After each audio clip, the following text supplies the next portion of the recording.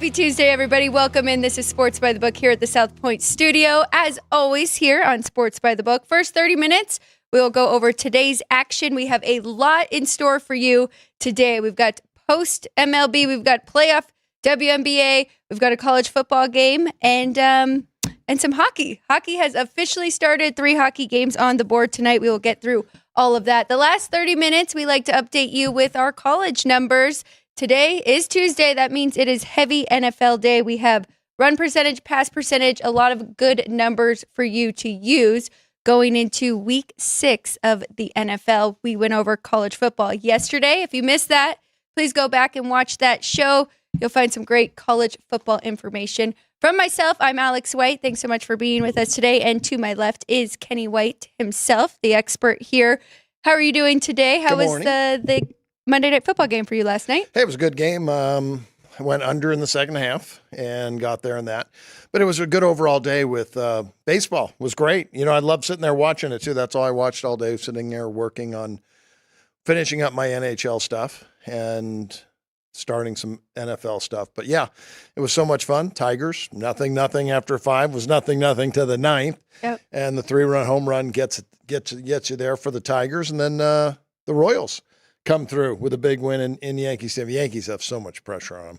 Ooh, and it wasn't even really Cole Reagan's, right? I mean, the Royals really figured it out later on against that Yankees bullpen. You know, it's amazing to watch their catcher, Salvador Perez. He is just so good. And sometimes you forget what a great catcher can do for you. Yadi Molina did it for the Cardinals for so many years. And when your catcher can really control your pitching staff and settle them down and relax them, but also he has so much fun playing the game, it's contagious. He knew right away Reagans didn't have his best stuff. So they had the bullpen ready in case Reagans got into trouble. But he never really did. A couple runners on in the first, gets out of it. Really good point by Pedro Martinez. And I kind of thought the same thing when it happened. Carlos Rodon struck out the side in the first, and he used so much energy screaming coming off the mound. Yeah. To me, it's always like, game's not over. There's 8 more innings to go, Carlos. Don't you know that? And Pedro Martinez said he expended his energy. It didn't hit him till the 4th, but when it hit him in the 4th, it hit him hard. And Perez homered, a couple base hits, and the Royals put a rally together. So it was nice to see. I was glad to see it because obviously I bet the Royals, so I thought it was a good spot for them. So very good night. I kicked myself for one thing. You said I used the Seattle on a contest, and I did. New Orleans. Should have never, or New Orleans. I did not want to bet against my numbers, but I didn't want to bet favorites. And maybe I should start looking at some favorites because my NFL has been so good that I better just trust those favorites a little bit because it should have been Kansas City should have been the play. Under was definitely the play, and under in the second half I thought was a really good play. Very impressive performance from the Chiefs there, doing more with less, like we know that Andy Reid does do, but it is funny that you've been watching so much baseball, and even Jeff Parles, I mean, he has a horse in the race because he is a Mets fan. So he said on Saturday he had kind of blocked out college football to watch that Mets game, and I was very shocked to hear that from him. Somebody who is in here usually has 8 to 10 games on at once, and then to slow down and to just watch a playoff baseball game, it's a lot different, but I can understand. I mean, it is a lot of fun. And now all 4 series tied 1-1. Yes, this is really fun. When you get that back and forth, that's when it really makes baseball fun. I do want to say one thing before I forget about Monday Night Football and the Kansas City Chiefs. Yes. They're my number 1 team in the rankings. We'll get to those rankings. They're my number 1 team in performance rate. And what's really interesting, and again, I say it all the time, you cannot predict turnovers. Kansas City's 5-0. They have not won the turnover battle once. Whoa. In all 5 games. They've lost the turnover battle a couple times, but have still figured out a way how to win. But they have not won a turnover battle once this year. And wait till they do. Now they're 5-0. I don't know. Maybe this is a dynasty as the Patriots were with Brady. Patrick Mahomes, man, he is just incredible. Well, Yeah, they had a turnover. He threw a pick in the red zone, and they still got out of that and were just fine. I believe it was one each. Carr threw one on the first drive of the game, threw an advised pass. And then he had a great game after that, and he brought his team back in. It's so amazing. So he throws the pick. Kansas City goes right down and scores. Touchdown. Makes it look easy. I'm thinking that's not good for the total. But then they really didn't do that again until the the Saints scored and made it 16-13. And then he went right down the field, 5 plays, 80 yards or 75 yards, touchdown. Just amazing when they need it, how they can get it when they need it. Well, let's go to some playoff baseball right away because we do have a ton to get through for our action today. We're going to start off with the Phillies and the Mets, as I mentioned. Tied up 1-1. Aaron Nola on the mound for the Phillies and Sean Manaea on the mound for the Mets. Now, we kind of talked about this off air, both leaning to the over here, and you have the numbers to talk about. Aaron Nola really struggled in 3 of his last 5 starts, and then Manaea has given up some runs as well. So the Phillies are a small favorite that has moved their direction, which I know you love the Phillies, especially against the lefties. Total sitting at 7. Total has actually moved down to 7 now, juiced to the over -120. Yeah, I could not believe when I saw 7s after I talked to you and we said it was 7.5, and I said I like the over. I've watched Aaron Nola pitch several games in September. He's not walking a lot of guys, but he's going deep into counts. He looks like he's playing keep away to me. That's what I call pitchers that are nibbling instead of challenging. And when you get deep counts, you don't go deep in the game, but hitters get to see 4, 5, 6, 7 pitches. You know, one of the things, you hear when it was in the baseball world, I'm talking to scouts all the time, and one Angel scout said to me one day, he goes, we were playing the Red Sox, and the manager's looking through the numbers, and he's looking through, and Wade Boggs, and he's got numbers on every count, and he goes, Boggs is hitting 800 against us on 0-2 pitches. He's 8 for 10 on 0-2 pitches. He says the manager walks out, onto the field when he comes out, and Boggs is taking BP, and he says, "Hey, Boggsy, you're hitting 800 against us on 0-2 pitches?" He turns around, he says, "Yeah, it's because I've seen 2 pitches." It didn't care if they were batters need to see pitches. So to Wade Boggs, he needed to see 2 pitches to be good, to be really good. Ted Williams, in his book, never swung at the first pitch of the game, his first time up. Right. He wanted to see a pitch. When you watch a home run derby, they watch the first pitch. They don't swing at it because they want to see the arm action. They want to see the velocity of the pitch. So Aaron Nola is working deep into counts. Hitters are seeing 4, 5, 6 pitches from this guy over the last month. That's not a good thing for him. The Mets have seen him twice this year. His numbers, if I can look at my sheet across the board, last 5 starts, 5 innings, 7 hits, 3 runs, 2 walks, 7 strikeouts. So 9 base runners. That's not good. 9 base runners in 5 innings, and he's allowing, 3 runs. So I think the Mets, they've been swinging it since the Braves, the extra baseball, the Monday, the last day of the regular season. They put up a big number against the Braves that day, and they've been really swinging it since then.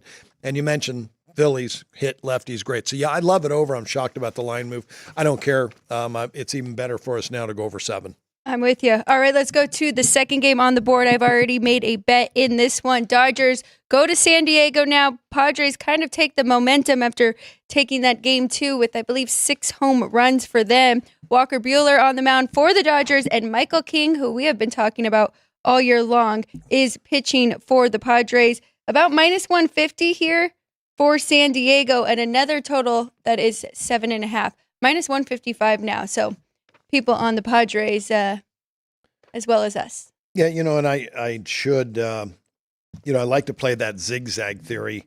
And to go back to the Phillies game, they did win the last game, the Mets won one in Philadelphia. Yes. So there's no zigzag really there. The Phillies have to win. They can't lose on the road. But this Braves game, the Padres got the win in Dodger Stadium. You can kind of use that if you wanted to bring that price down. I don't want to because Walker Buehler's pitching for the Dodgers, and it just shows you they have had so many injuries to their pitching staff that they have to throw Walker Buehler in game 3. And when I say that, it's hard to say it, but this guy was an all-star and a great pitcher. But over the last, since he's come back this year, he was sent down to AAA because he pitched so poorly, continued to pitch poorly at AAA, but they needed an arm in the big leagues. And, you know, he did pitch 2 decent games. Well, I shouldn't even say he pitched 2. He pitched the last start against the Padres, 5 innings, 5 hits, 1 run, 1 walk, but red flag, just 1 strikeout. Other than that, he had been below average 1, 2, 3, 4, 5, 6, 7, 8, 9, 10, 11. 11 of 12 starts before that were below average big league starts. He's a below average big league pitcher right now. 45 cents below average on the year. He only has a 2-to-1 strikeout to walk ratio. Exit velocity, even in the last game against the Padres, was 90.6 miles an hour, which is above average. So hitters are seeing him. He was very lucky in that game against the Padres. So they've just seen him. And actually, Alex, he didn't pitch. He pitched on the 26th. So he's off. Wow. 12 days here. So I don't think you're going to get any. I don't think the Dodgers get much out of Walker Buehler today. And if there's one thing for sure about this Padres team, they are not afraid of Big Brother in the Dodgers in this rivalry. I mean, they have had their success against the Dodgers as well, and this team is playing very good right now. Only since last year when Joe Musgrove stood up and he said, this is ridiculous that we play intimidated when we play the Dodgers. We can't. We're as good as they are.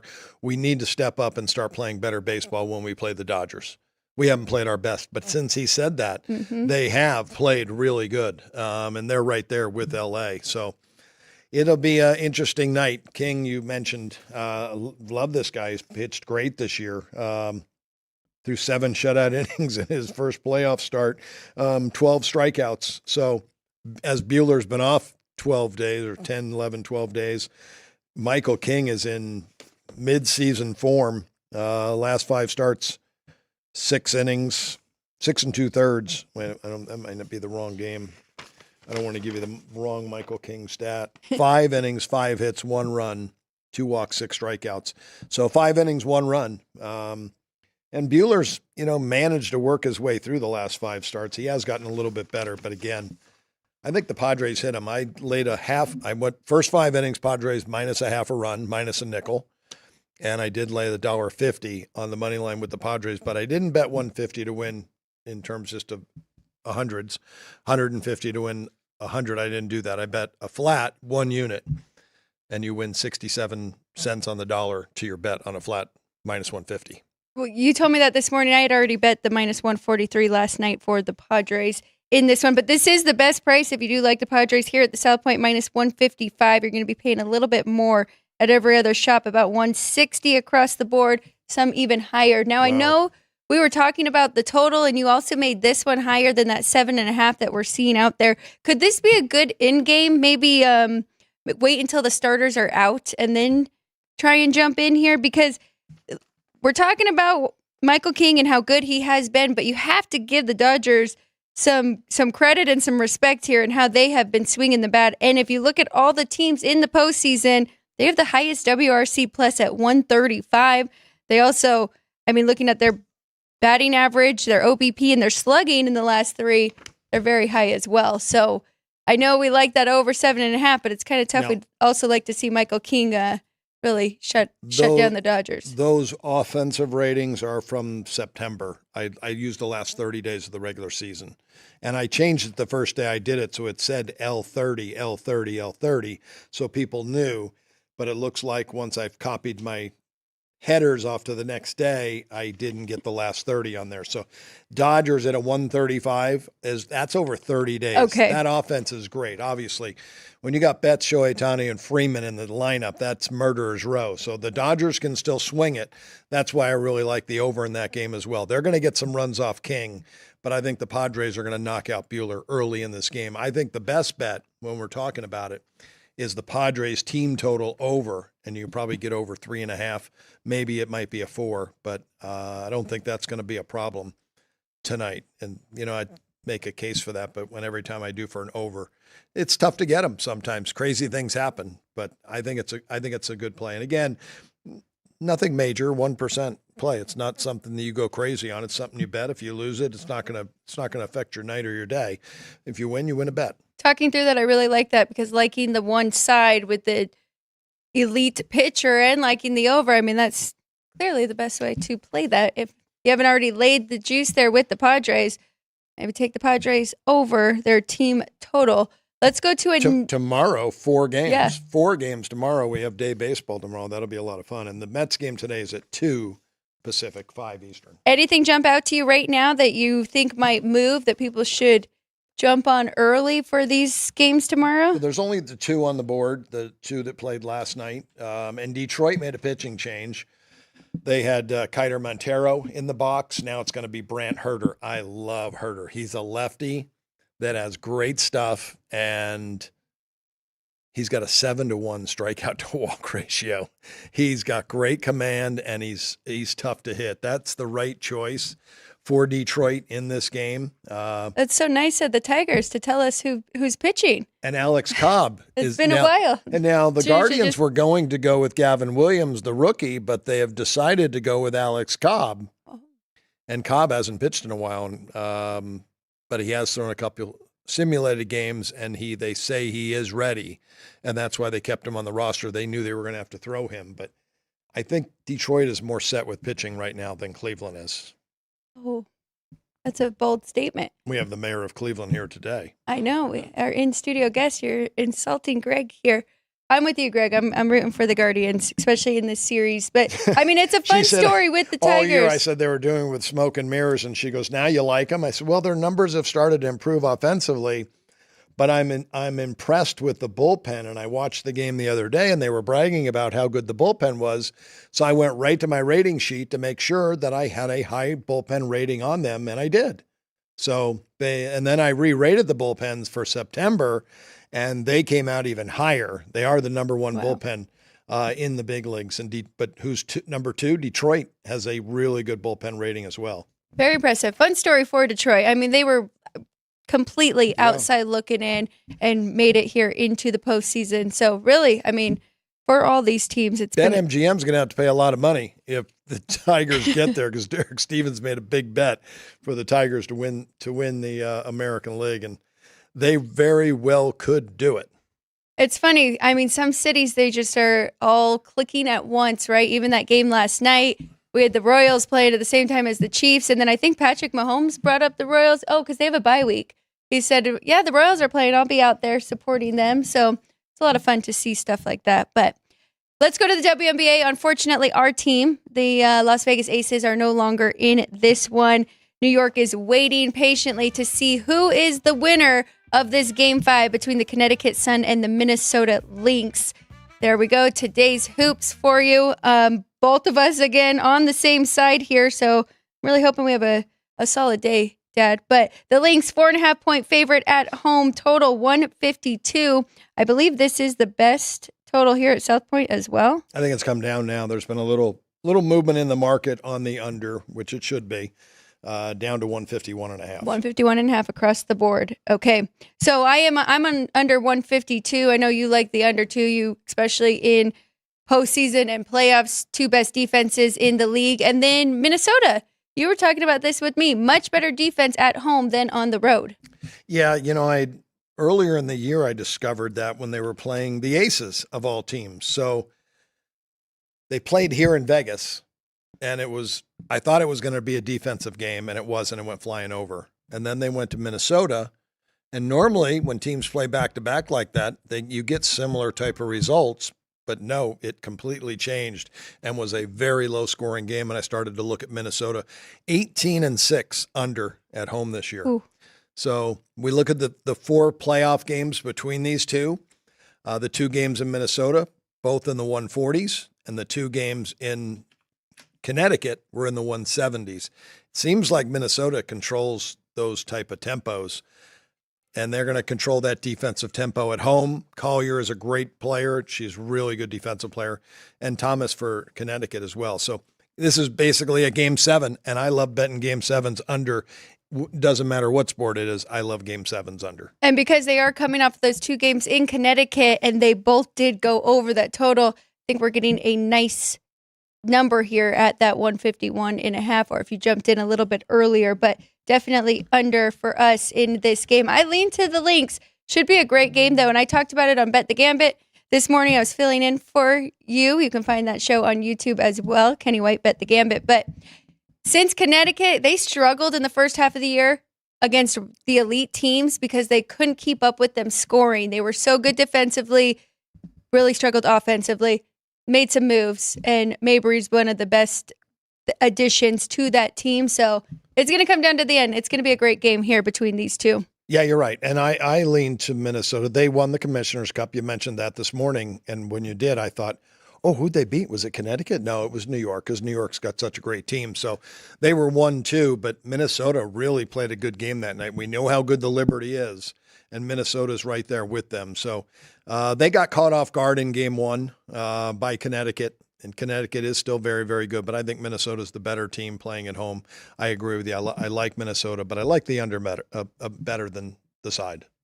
We've got one college football game, and I don't know if we mentioned this yesterday, but right now we're on a crazy football streak. We will go all the way until the day before Thanksgiving. We'll have at least one football game. So tonight we have Florida International at Liberty. Now, Liberty's still undefeated. They are playing to try and stay undefeated because that group of 5, that 12 spot for the playoffs, is up for grabs. UNLV takes a loss this past week, and James Madison also loses. So Liberty's one of the few undefeated teams and one of the most talented teams.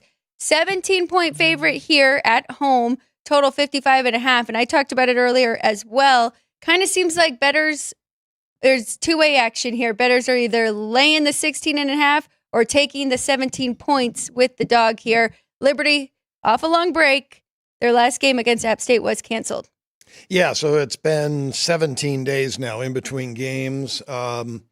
They were a team that people were talking about as a top 25 team, and a team that could crash the party would be the one outsider if they go undefeated this year to play in the national championship tournament, basically. Jamie Chadwell, second-year head coach, came over from Coastal Carolina. He went 12-1, I think, for this team last year, did a really good job. But they've kind of underachieved so far this year. 1-3 ATS. My performance ratings are very low. Now, they're a far better team than Florida International, so I have a 20.5-point favorite. But there is home revenge. Florida International lost last year. We had that 2.5 in, so I'd make it about 18. That number opened 19.5 and has been bet down. It went as low as 16.5. And I think it's settled in around 17 right now. Pretty high total. That one has moved up a little bit as well. Let's just hit on the two quarterbacks quickly. We've got Caden Salter for the Liberty, his 4th year with this program.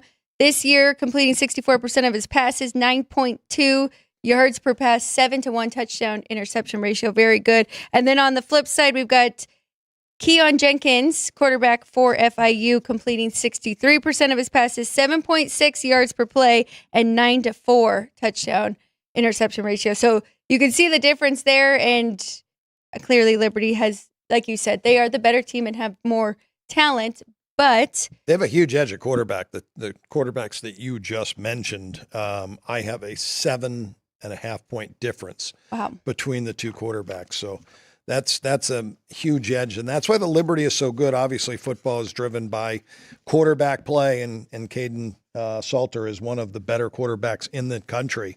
Where Jenkins is about an average college quarterback. So the depth at Florida International isn't there quite yet. Mike McIntyre is the head coach. If you'll remember him, he was at Colorado, 6 years there, and had a 30-44 record. Was at San Jose before that and did okay at San Jose, and that's how he got the Colorado job. So he has coaching experience. I think he'll improve this program, but interesting, the last 2 years they lost their last 4 games of the season, where they were having a good year. They were 4-4 last year at one point and then lost the last 4. They were 4-4 the year before that and then lost the last 4. So he's going to be a good coach. He's going to turn this program around because there's so much talent in the state of Florida. He's 3-2 ATS. I have a sneaky feeling, even after I adjust, I make the game 18. I think Florida International will be in this, and they could be in it early because of the long layoff that Liberty has. curious to see what that first half number looks like with FIU, how many points they are getting in the first half. That might be the angle to play this. But, I mean, you never know if Liberty comes out to a hot start after that long break. They're very rested, ready to go. Maybe you want that full 17 for the full game. Rest or rust. That's going to be the question for Liberty tonight. But see, again, like I said, they've underperformed so far this year. They beat they beat Florida International last year in Florida. And that score was I think it was 41-16. Again, you get overconfident knowing that you've beaten a team on their home field. I know it was last year, but they beat them up pretty good. I'm sorry, the score was 38-6. 38-6 at FIU last year, and that was on their way to going undefeated. Their only loss in the bowl game at Oregon, they lost 45-6 in the bowl game against the Ducks on January 1st. They got a January 1 bowl. So they're an outstanding team, but again, 1-3 ATS. My performance rating on them right now is only a 99.5, and I have them rated well higher than that. So, but I only have them 45th best team in the country. Now, Miami of Florida International is like around 110, 112, so they're a really weak team. Yes. But they're going to prove. So 45th, I know you have Boise, the highest of the Mountain West, so I'm sure that they are a lot higher. Just thinking about the Group 5 and who is going to make it in that playoff. I will give a shout-out to everybody in the chat really quick while you're taking a look at anything else. But Chris Brady, welcome. Dean Hilt, Keith, Vince, JR. You guys are very active today. We appreciate it. And Risen Wave, good morning, everybody. It is Tuesday, and that means tomorrow we will go over some specific college football or NFL games. Now is a good time to throw it in there. How many did we take last week? I think 3 or 4. I think we took 3 college. Yeah.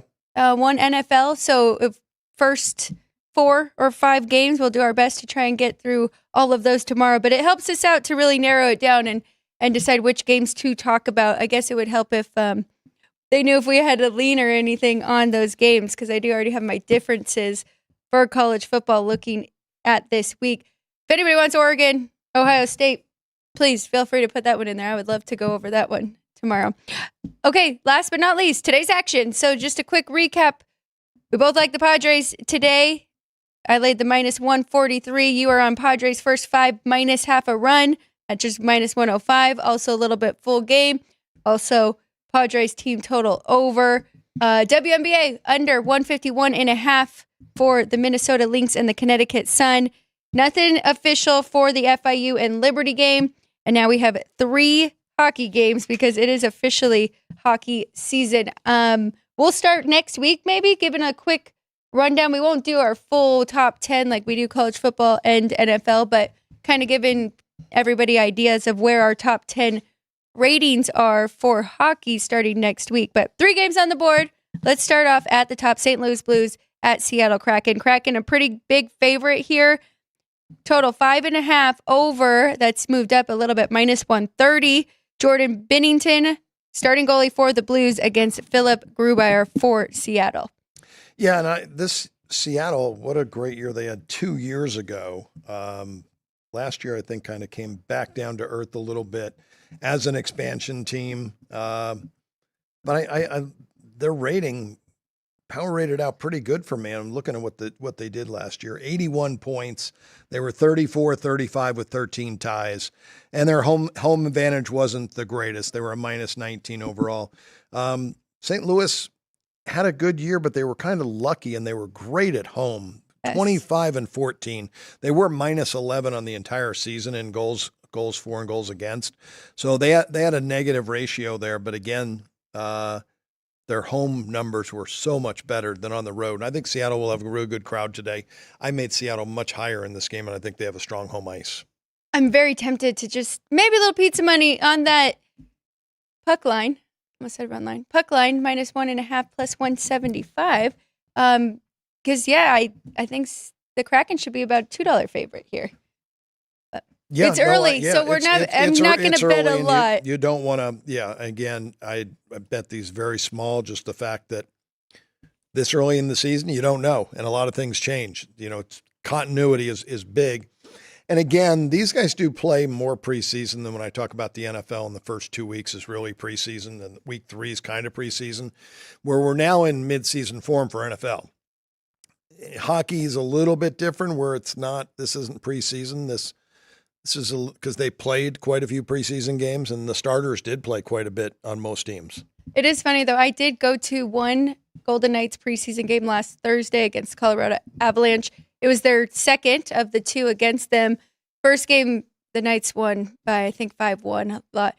Struggled in the second one. It did look slower. Yeah. Just, I mean, maybe it's not a huge difference, but you can tell it is preseason. But they're also getting more guys out there, right, to see what they have, try different lines. But you have 4 lines that make the big team, and then you have 4 lines that play in the AAA team, basically. So those 4 lines are all playing in preseason games. Well, and that's funny that you said that, because the guys that are playing for their spot, trying to make the roster, were definitely playing the hardest. Yes. Next game on the board, I wish we had a definite answer here. Boston Bruins, Florida Panthers. That sounds familiar. It should. This was a postseason matchup on the Eastern Conference side. Florida, of course, went on to win the Stanley Cup. Jeremy Swayman, he got his contract finally done, but he was waiting for a while to figure that out. So I don't believe he played any preseason games yet. He is questionable, or...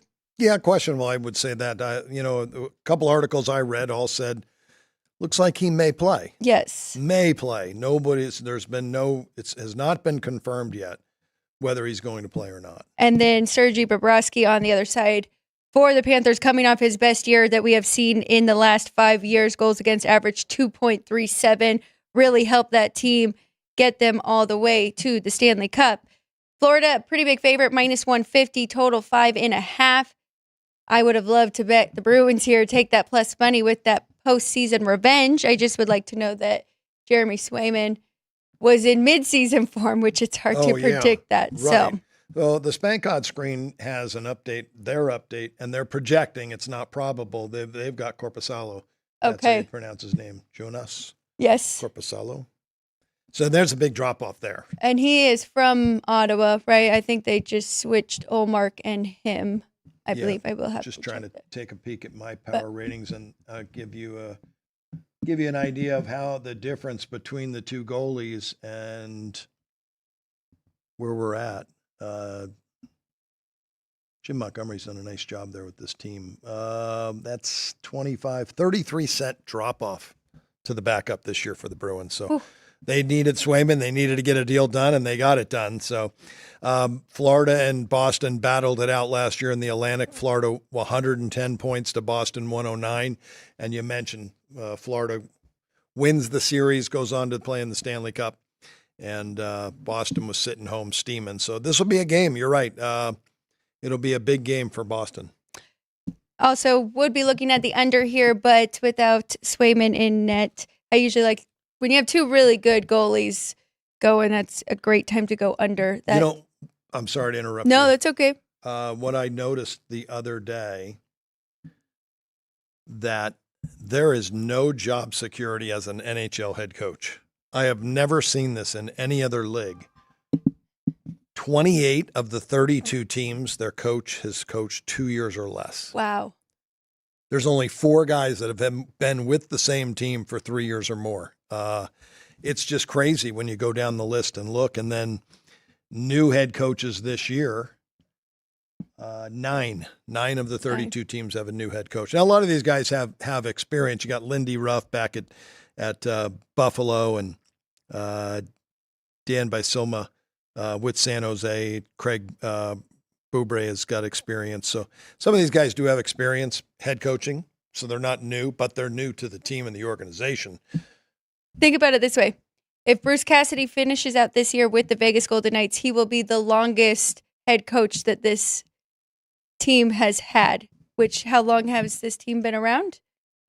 8? Yeah. And he will be and so it's a 3rd coach already. Yeah. In 8 years, just in this short time. Vegas Golden Knights. We're going to probably get an NFL coach fired soon.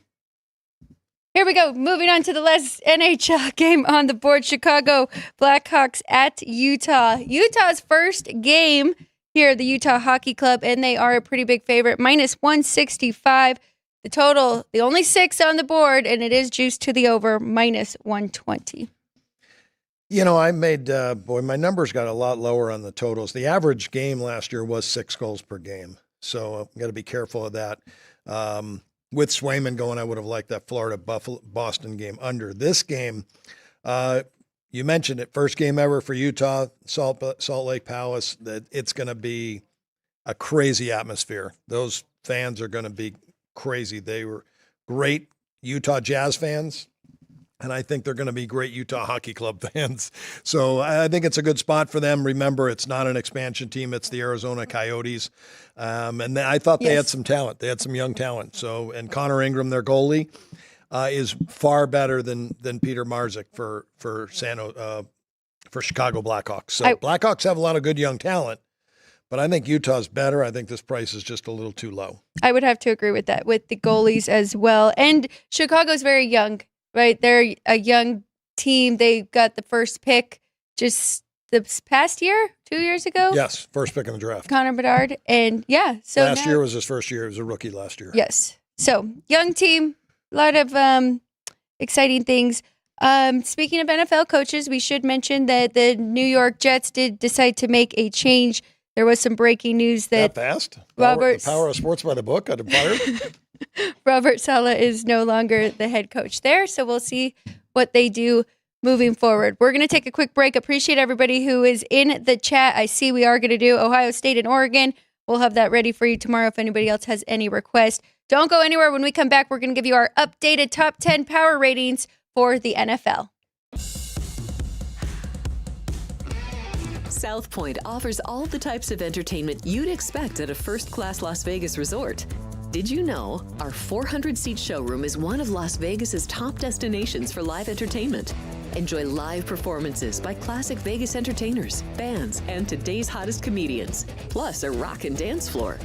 You can also enjoy live entertainment at the Grand View Lounge, where you'll feel all the vibes of old Las Vegas.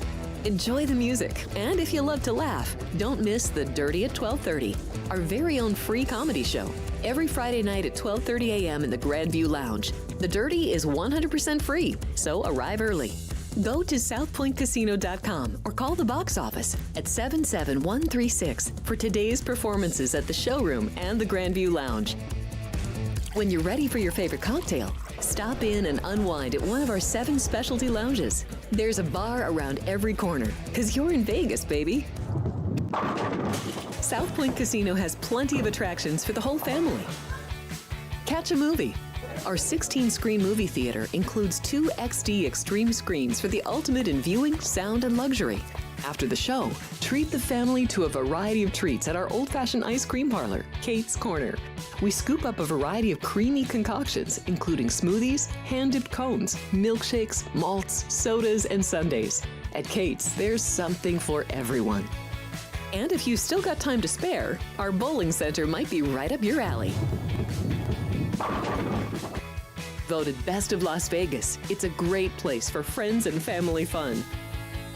64 lanes, a pro shop, snack bar, and arcade. And while the kids are bowling, you can play slots and sip on a drink in the Alley Cat Lounge while overlooking the lanes. For our more serious and professional bowlers, the South Point is also home to a separate tournament bowling plaza.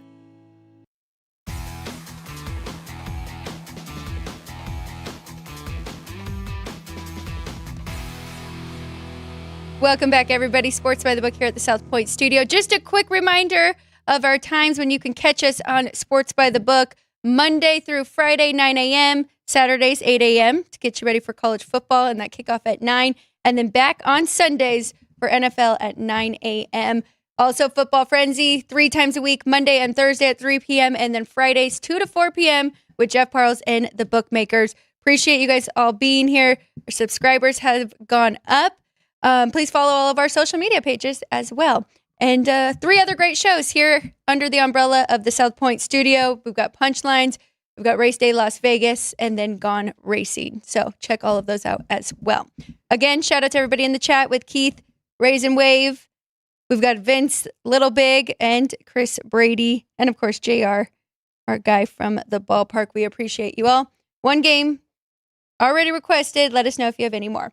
Let's get to the NFL. We're going to start off with the top performers from this week, and then we're going to get to run percentage and pass percentage. And I did figure out the ATS for you for those top 10 teams. So Glad you had time. You want to start off with those top performers for NFL? Yeah. The performance rating, or are we going to run heavy? Performance rating. Oh, performance rating. Uh-oh. No, I got... You were ready to go for run heavy. No, I'm good. I have this filtered. Kansas City Chiefs, number one. They came out my highest, 111.5. And interesting, the Saints, I mentioned that last week, Saints were number one. Now they're number two at 107.6. But that's pretty interesting. They just played last night, those two. So if Derek Carr takes care of the football, the Saints are probably in that and have a chance to cover in that game. Baltimore third, tied with Tennessee, that's interesting to have Tennessee that high. Minnesota number 5, Philadelphia 6, Washington 7. Everybody loves the Commanders. So they've moved up in my rankings too. The Jets 8 with Seattle 9 and Detroit 10. So now I know where the disconnect is. You're doing the performance rating overall for the entire season? Yes. Oh, I was just doing from the past weekend. Oh, from last weekend. Well, that's what you did for college football yesterday? No. Okay. No. College football yesterday, I did and I can give you mine. If you want to do yours, I will give you mine. That was the entire season. But that's good to know. And I do still have the Saints' very high performance rating from the entire season from those first 2 games, but they did not make my list for this past weekend. My list for top performers past weekend: Washington Commanders, 34-13 win over the Browns, 3.7 yards per play compared to 3.6. Something's got to change in Cleveland, and I'm thinking it's Jameis Winston needs to be the quarterback. Chicago Bears, number 2, 36-10 win over Carolina. Williams, 20 for 29, 304 yards and 2 touchdowns, 9.9 yards per pass. Very good improvement for the Bears there. And to hold Carolina to 10 points. I know they are not a offensive juggernaut, but still they have to take care of the games that they can win, and that was a pretty impressive win.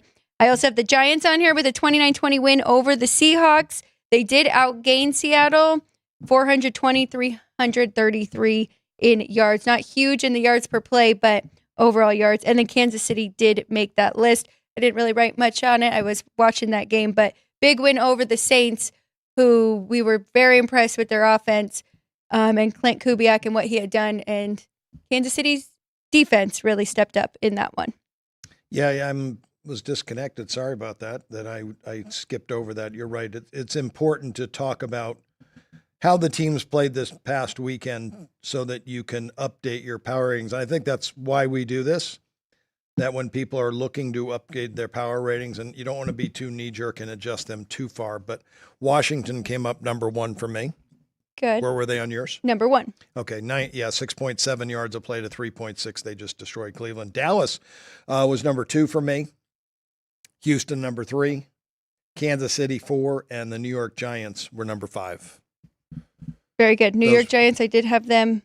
I did have Dallas written on here, and then Kansas City had jumped up above them. Did you say the Broncos too? I hear that. No, Denver is on my bottom. Denver. Oh. Denver's on my bottom. They were very fortunate. Okay, let's talk about it. 10-0. Vegas was going in for a touchdown and then a 100-yard interception return. So it was a 14-point turnover in that game.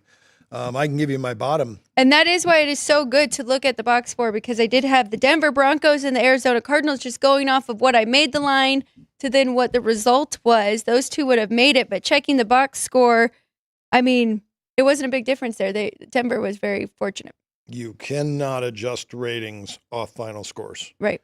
You have to dig into the box score and see how the game was played and then adjust that final score. Just off that interception return for a touchdown, you could take off 7 for the Broncos and add 3 minimum for the Raiders, and you would get a much closer score in that game. That happens less than 0.1%. A 100-yard touchdown return doesn't very rarely happen. And 2 happened on Sunday. Yeah. So it's amazing when it does. And you can say it was earned, or you can say it was just a bad play. But, these guys are pros, and they do make a mistake every now and then. But if they don't make that mistake, that's a completely different football game. So, The problem with that is you saw a completely different Minshew after that. He was mentally lost. And that's where you have to be a pro and you have to let those mistakes go and lead your football team, because before that they looked really good and he was moving down the field. Yeah. And then he just kind of shut down. So that's they did get a little fortune on the Brock Bowers catch. I mean, he made an amazing catch, and how he got it and how he turned, he had the sideline right down the sideline for a touchdown. That ball probably should have been knocked down by a defensive back, but it wasn't. And they did kind of get a miracle touchdown, I think, on that play. But they gave it back. And you're right. Confidence is a fragile thing. And when you lose your confidence and you're not playing with it, things can go upside down quick, and that's momentum. Yep. And Denver took all the momentum. So Cleveland was my number one bottom team. Worst performer, Cleveland. New England was number 2. They did outgame Miami 5.4 to 5.0, but they lost the game. Pittsburgh and Indianapolis and Seattle. And Seattle let a lot of people down. San Francisco should be on that list, but they're not. They are in the middle. Them and Arizona are right in the middle of my list. San Francisco, the Raiders are just a little bit better than these 4. Carolina Panthers, Cleveland Browns, and Seattle Seahawks are the bottom 3 there. But let's get to the really good stuff. I'm excited to talk about this run-heavy teams. We've got the ATS. We've got the top 10 teams for run percentage so far this year, and it seems to be very correlated. Then we'll give you the pass-heavy teams. Do you want to start off? Sure, the run-heavy? Run-heavy. Well, run-heavy, number 1, Baltimore Ravens, and they're running at 54% of the time. Derrick Henry, welcome. Are you going to give ATS numbers? I will do that at the very end, yes. So we'll run these down. Run-heavy teams: Baltimore, Washington, Pittsburgh at 52%, Chargers 52%, New Orleans is number 5, Green Bay, Detroit, Buffalo, Minnesota, and Arizona tied for 10. So a lot of playoff-type teams in that list. Minnesota really helps out this ATS number here, but so straight up, these 10 teams are combined 30-18, and ATS, they are 31-17.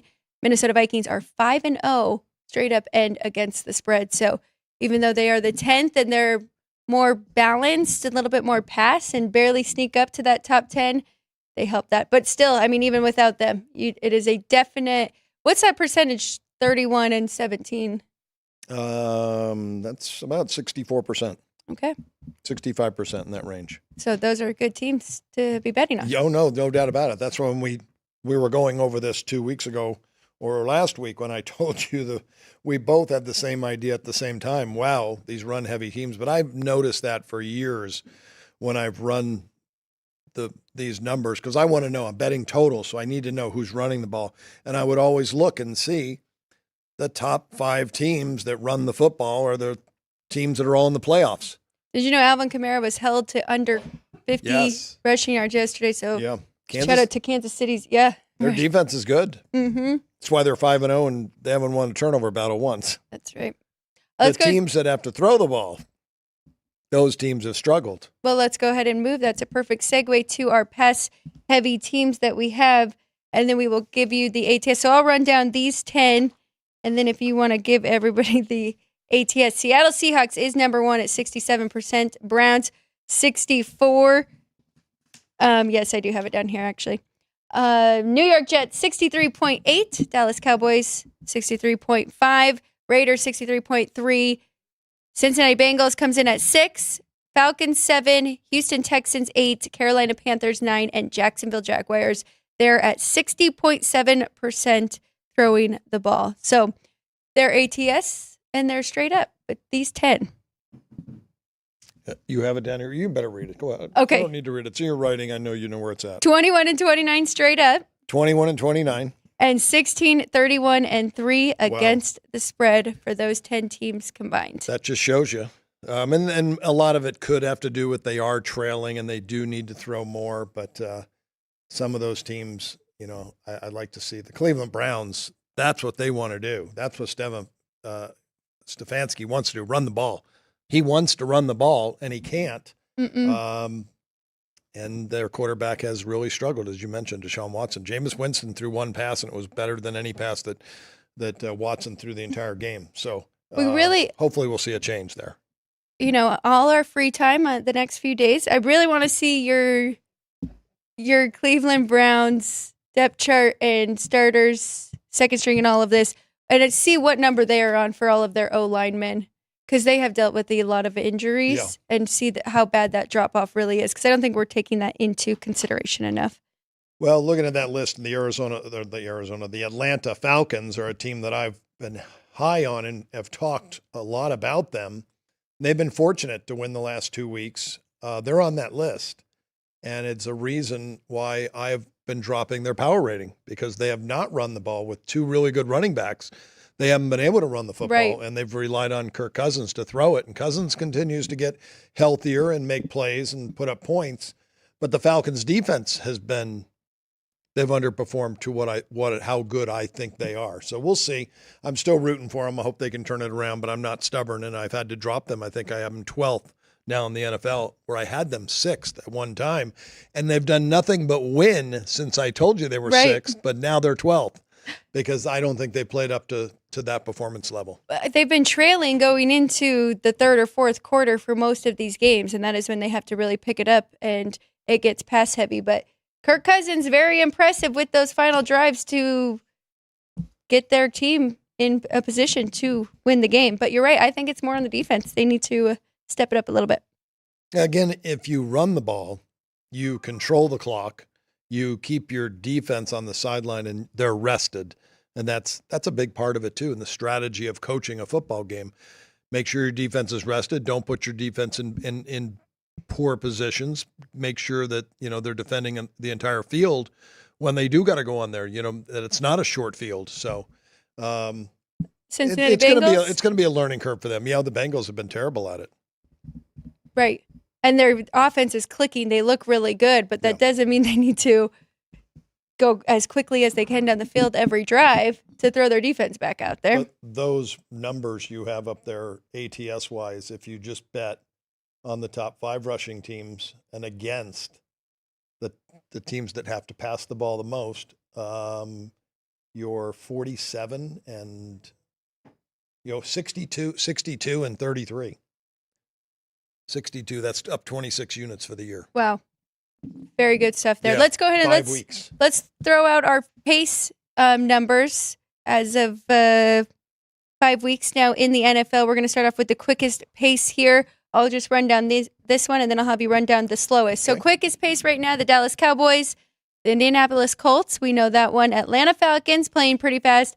The Eagles, even off of bye week, sitting there at 4. Carolina Panthers, 28.1 seconds per play. The Rams, 28.3. Jaguars, Chicago Bears, Cleveland Browns, the New York Jets, and New England Patriots are all right there at 28.9 seconds per play. And look at that list. Dallas underachieved. The Colts underachieving. Falcons, I think they're underachieving. Philadelphia is definitely having a bad year. Carolina, one of the worst teams in football.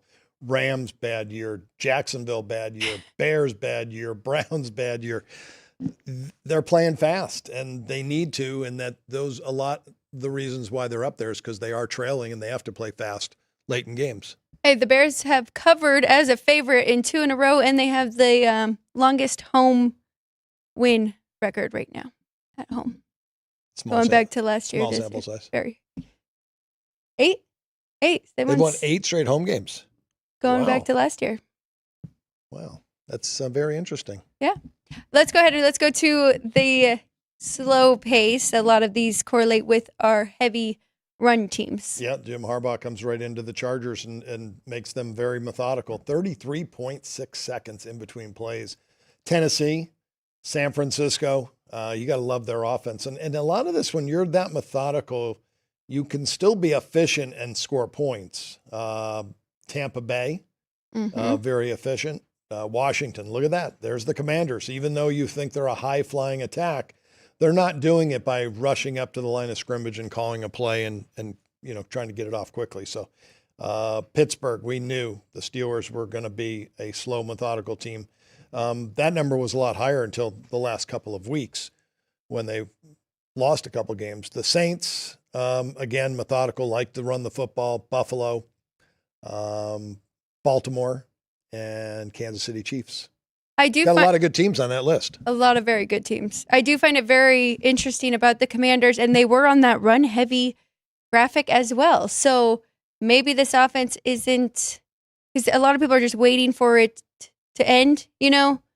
Yes. Kind of fake right now. We're just seeing them go against bad defenses, but maybe they're more real than we think. We'll find out soon enough. They have the Baltimore Ravens coming up this weekend, so we'll find out a lot about them. Yeah, that should be that's a rivalry, a regional rivalry game as well. So that can be an over game very easily. I had Baltimore over this week with Cincinnati. Cincy. You got overtime there as well. Didn't need it. Let's go ahead, go through our top 10, and then that is it for us. Check in with the chat after we go through our top 10 one more time. But remember last week I was kind of down on Tuesday. I said I did not love my top 10. Felt like it just wasn't right. Something was right. Feel much better about where I am right now. So I'll go ahead and go through that quickly. Number 1, Kansas City. Number 2, the Detroit Lions. Number 3, the Baltimore Ravens. Number 4, the Minnesota Vikings. That might be a little high. Number 5, San Francisco 49ers. And that is still with no CMC. I don't know if I gave Debo full back. Number 6, Green Bay Packers. Number 7, New York Jets. Number 8, Buffalo Bills. 9, Houston Texans. And tied at 10, New Orleans Saints and Pittsburgh Steelers. Then at 11, though, I do have Atlanta Falcons, who are slowly moving up to my top 10. So there it is. That is my top 10 there. So biggest movers for me, San Francisco. I did still have it 2 last week. Had to bring them down a little bit, which kind of moved the other ones up. And Vikings making it into the top 4 is a pretty big move there. Yeah, I was just looking at my numbers because I still have the Vikings. I'm still not a big believer in they're 5-0. I guess there's a lot to say for winning. They won the turnover battle. There were 3 interceptions that Rodgers threw, and one was on the last drive and seems to get Robert Saleh fired. I have Kansas City number 1, San Francisco number 2. I still, even after being upset by the Cardinals, and I had that number right on after revenge for the Cardinals. I only made it 6.5, so I did lean towards Arizona in that game. I think they'll turn this around. They have too much talent. Detroit at number 3, tied with Baltimore. I still have Philadelphia 5. I still believe in Jalen Hurts and that offense, but that's with Smith and Brown playing. If they didn't, that's such a big drop-off. They would be out of my top 10. Houston, I have number 6. Dallas, Buffalo, and Pittsburgh all tied for 7. And Seattle and the Jets, I have the 10th best teams in the NFL. So I'm still not sold on Minnesota yet. We'll see. Well, okay. I'm right or wrong in a couple weeks. I just thought about something that I might have to look into for my power ratings. 1, Philadelphia, you're right. I have not added in Brown or Smith. I need to check on that. See if they are trending to play after this bye week. I would assume that they should be back. Second thing, which might be the most important thing, you just brought it up. The Vikings and the Jets just played each other. There is a scenario where I could have both of them too high. Even though I made that line the same as the bookmakers, both of them could be too high, right? Yeah. So when I adjusted and brought the Jets down a little bit and the Vikings up even more, maybe I didn't need to do that and both need to come down a little. And that, that happens. So I'd have to look at my book. At Minnesota, I'm right now kind of mesmerized by Minnesota because, I had Washington too low. And when I lose betting against a team, I'm much quicker to raise their rating. Right. Because I've lost money on them. I haven't bet against Minnesota. I bet against Minnesota, I think, with San Francisco in week 2, and that was it. I have not bet against them. So I haven't seen, they played 2 great games to start the season, but I've had a red number on them, which means they played a lower than average. My performance rating on them right now is a 98, and I have them 100 rated team. So I think they're extremely overrated. I really do. Well, that's why I wanted to bring that up for anybody who is watching, that these different scenarios and things that can happen when you are doing your power ratings, and it's important to double check and go through all these things week after week. And the Eagles should get back both Brown and Smith this week. That will be big. Both guys back in the lineup for them. They need those guys desperately. Yes, they definitely do. So my right now power score or performance rating, whatever we want to call it, for Minnesota Vikings is a 106.9, which is 12 points higher than where I had started them. So 12? That's just the performance score. That's not how the performance score is 12 points. Yeah, I don't have their performance score that high. They've won the turnover battle in the last 3 games. I was more impressed with their first 2 wins at the Giants in San Francisco than I am beating Houston and Green Bay. And then the Jets this past weekend. They won the turnover battle, but again, my performance score on them's a 98. Don't forget, both of those teams are playoff teams as well. They were last year. They're looking to be again this year. Yeah, Houston didn't play well till this week, though, finally, and they beat Buffalo.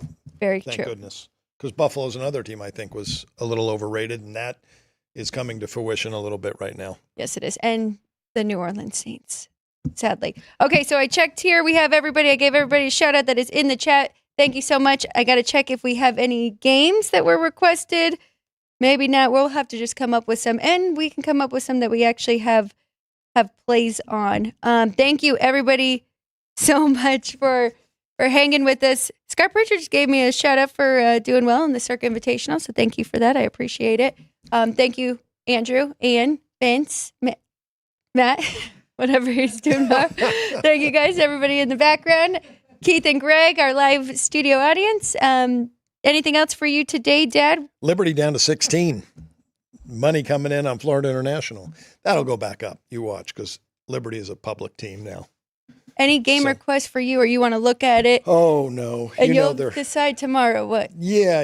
I think the big games, obviously, Oregon, Ohio State has to be a game we definitely go over. But there's, a lot of really good games I know this weekend that Penn State, USC, we might have to talk about that one, too. Yeah, Ohio U and Central Michigan. People are dying to hear about that game. So I'll probably have that one for you tomorrow. You got it. Okay. Good luck, everybody, today. Again, please rewind it for our plays. It was in the first half hour at the end there, about the 9:30 mark. But good luck to you today. We'll be back tomorrow, 9 a.m. here on Sports by the Book. For Kenny White, I'm Alex White. I'll see you again tomorrow.